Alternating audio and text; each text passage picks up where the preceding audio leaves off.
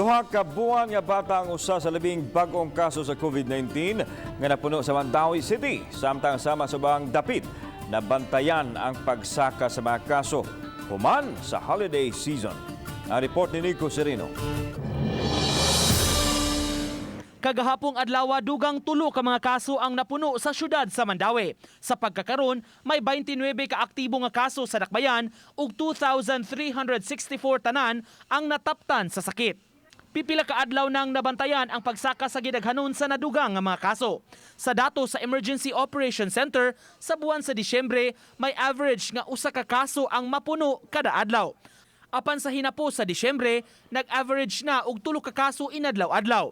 Nakitang nakakontribute niini ang paggawas-gawas sa mga tao atol sa holiday season.